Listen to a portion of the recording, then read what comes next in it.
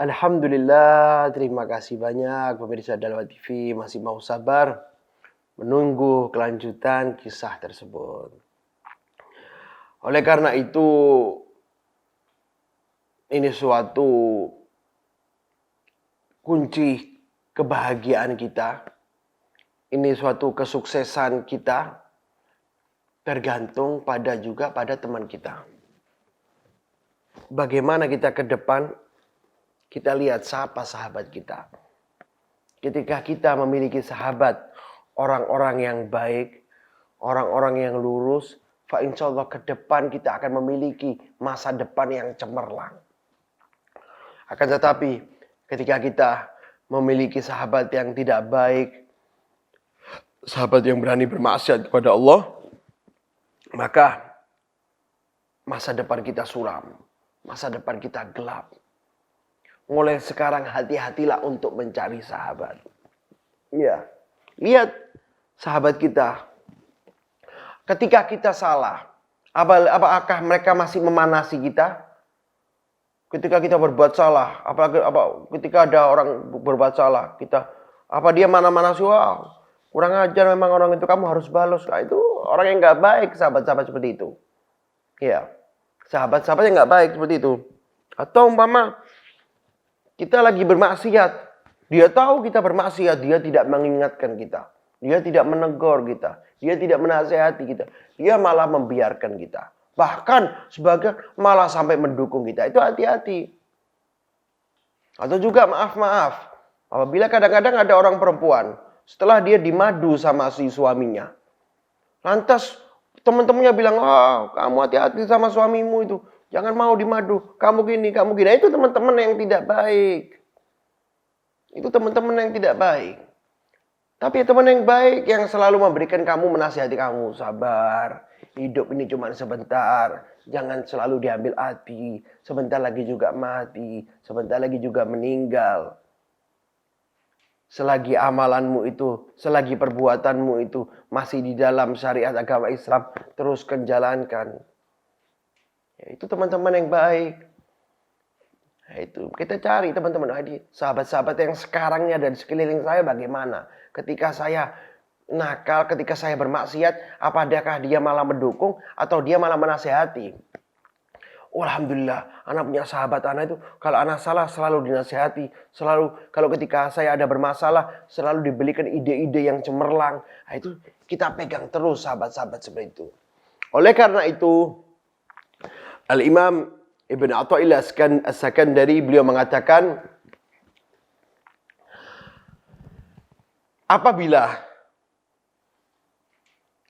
kita memiliki teman dan teman sahabat kita itu kalau selalu menasihati kita, dan kalau kita kumpul sama sahabat kita itu, saya ini kalau kumpul sama teman anak yang ini nih, kalau saya kumpul sama sahabat saya yang ini nih, saya pengen jadi orang baik terus. Saya selalu semangat pengen ikut majelis terus. Kalau saya kumpul sama sahabat anak yang ini, atau selalu saya duduk sama ustadz ini, saya pengen jadi orang baik terus.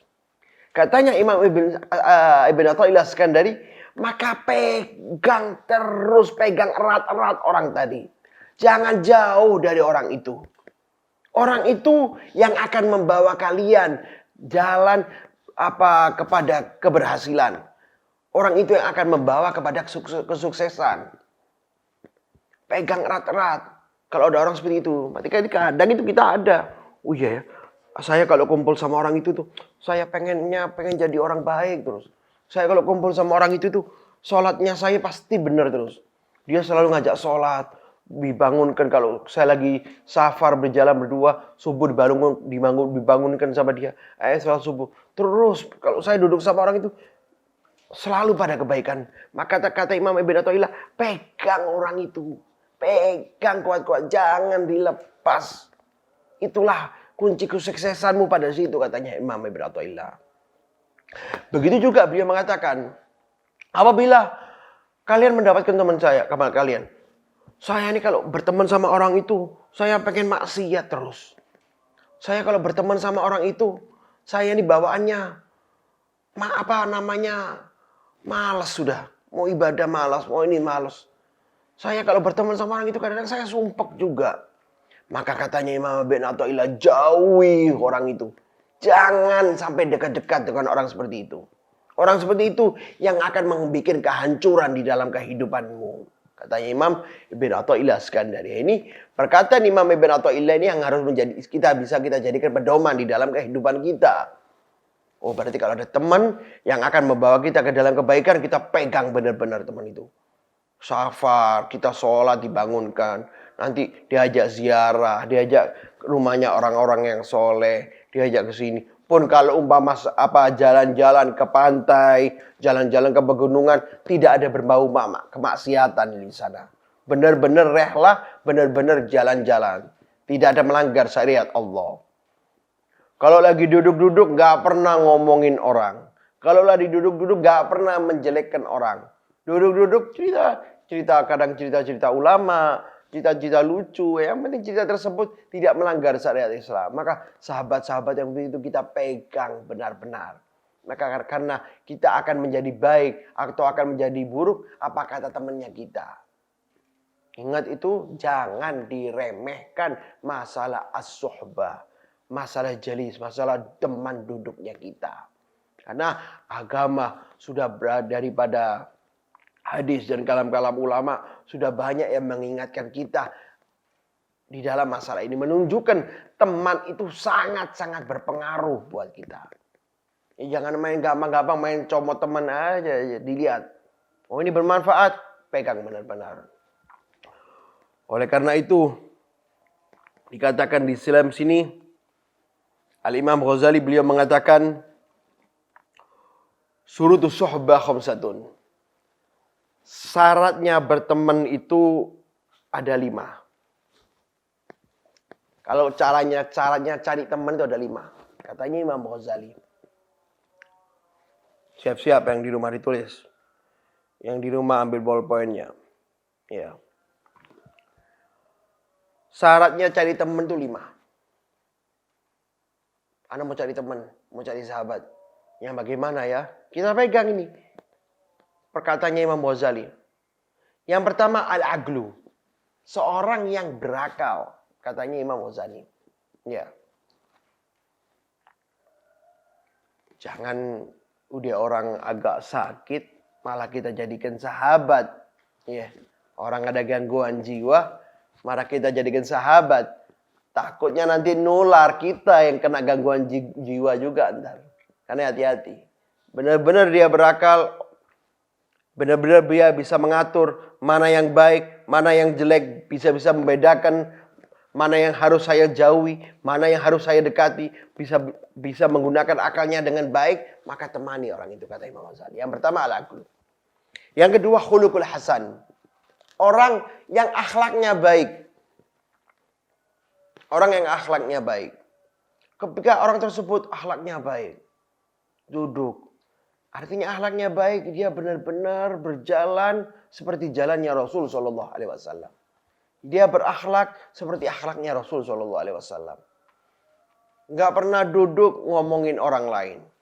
Nggak pernah duduk juga mengkomplain orang lain. Itu tuh akhlaknya nggak benar tuh. Itu jangan duduk sama itu. Itu suka ngomongin orang lain. Itu jangan. Orang yang akhlaknya baik, ini sudah berakal dan dia akhlaknya baik, kita pegang dia. Kita jadikan dia sahabat kita. Yang ketiga as-shalah, yakni orang soleh.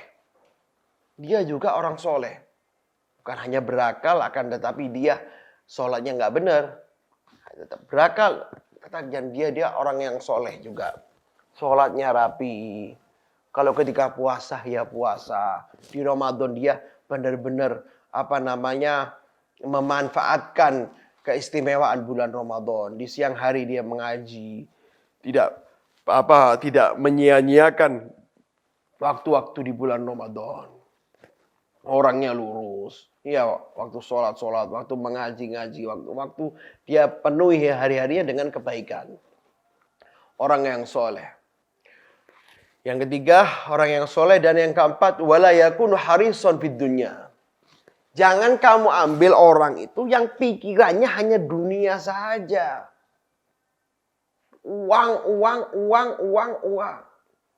Ya itu jangan. Itu orang yang seperti itu kalau umpama dia dekat dengan kita, kalau kita memiliki harta, dia akan memanfaatkan hartanya kita saja. Ketika kita tidak memiliki harta, ditinggal kita. Cari teman yang benar-benar, oh ini dia duduk sama saya memang dari dulu. Sebelum saya nggak punya duit, dia sudah dekat sama saya. Jangan cari teman ketika kita sudah punya duit. Baru ini. Mereka nggak tahu. Tapi kita bisa tahu juga dia orang-orang yang benar-benar lillah atau orang yang mengharap hartanya kita. Dan orang-orang yang dulu dekat dengan kita, jangan sampai ketika kita sudah kaya malah kita jauhi dia.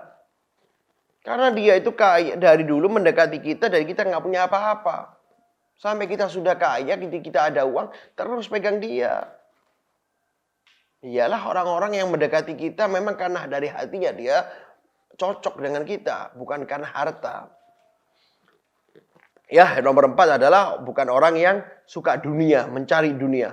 Dan yang nomor 5, wala yakunu kadzaban. Jangan sekali-sekali mencari teman yang suka berbohong. Ya, jangan sekali-sekali mencari teman yang suka berbohong. Bahaya. Ini orang yang berbohong itu salah satu dosa yang sulit untuk bertobat. Kadang seseorang kalau dari kecil dia bohong, dibiarkan sama orang tuanya sampai besar dia bakal suka bohong. Ya.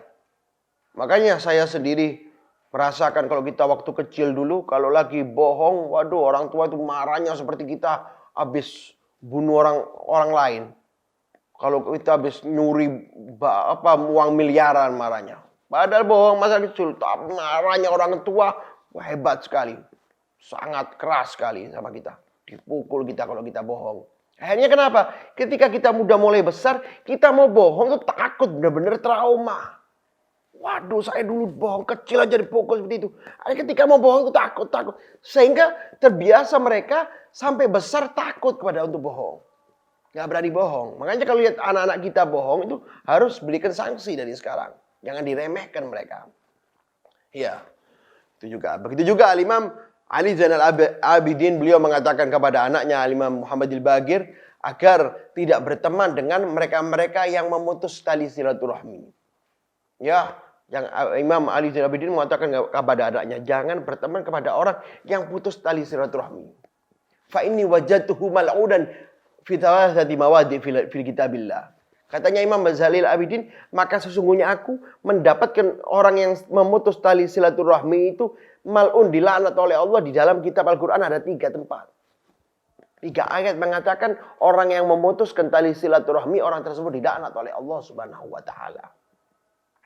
Karena itu harus berhati-hati untuk mencari teman. Oh ya, ini teman anak ini dia nggak tegur sama keluarganya, dia nggak tegur sama pamannya, dia nggak tegur sama sepupunya, dia nggak tegur sama orang lain, dia sudah putus tali silaturahmi, maka jangan temani dia. Karena dia lagi mendapatkan laknat dari Allah Subhanahu wa taala. Sampai dia mau minta maaf sama teman-temannya, baru kita temani lagi. Takutnya ketika kita duduk bersama orang-orang yang mendapatkan laknat, efek jeleknya nanti kita bisa nular kepada kita. Waliyadzubillah min dzalik. Seakan-akan kalau kita sampai ridho bil mungkar. Takutnya kita bisa mendapatkan dosa seperti orang-orang yang terlaknat. Sudah tahu ini orang yang putus tali silaturahmi, masih aja dibikinkan sahabat. Nah, itu hati-hati. Jangan sampai kita berteman dengan orang yang putus tali silaturahmi. Begitu juga kita juga tidak boleh berteman dengan orang-orang yang bakhil, orang-orang yang kikir, orang-orang yang pelit. Nggak boleh kita berteman dengan mereka.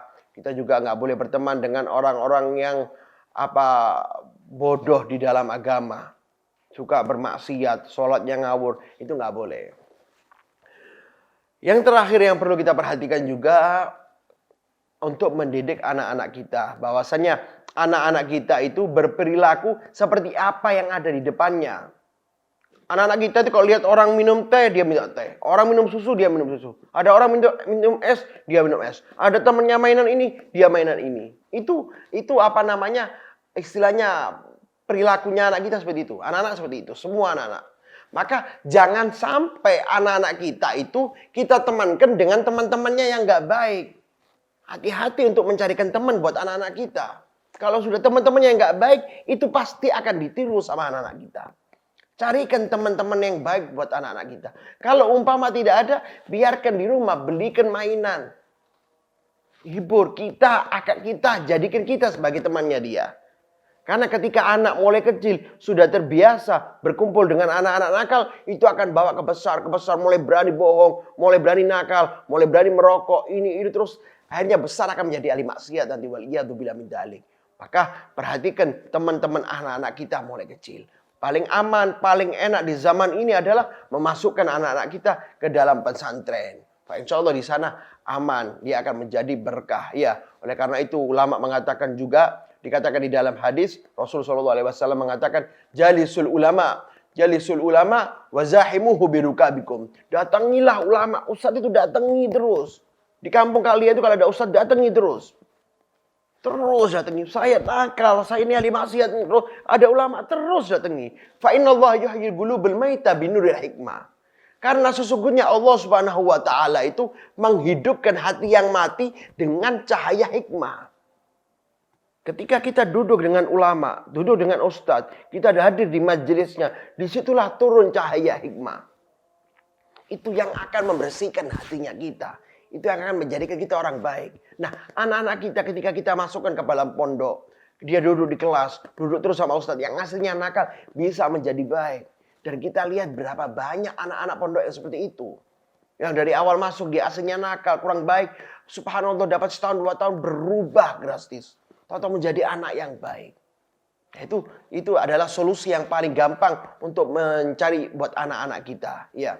Fa innallaha yuhyi qulubal maita binuril hikmah. Karena sesungguhnya Allah menghidupkan hati yang mati dengan cahaya hikmah, kama yuhyil ardo biwabilis sama. Bagaimana Allah menghidupkan bumi ini dengan pemberian cairan awal hujan dari langit. Allah Subhanahu wa taala. Pemirsa Dalwa TV yang dimuliakan oleh Allah, mudah-mudahan nasihat ini bermanfaat untuk saya pribadi dan untuk kita semuanya. Kita pegang benar-benar, jangan kita remehkan teman-teman kita atau teman-teman anak-anak kita, karena itu yang bisa menunjang anak kita atau kita menjadi manusia yang sukses atau menjadi manusia yang buruk. Mungkin sampai sini saja, kurang lebihnya mohon maaf. Wassalamualaikum warahmatullahi wabarakatuh.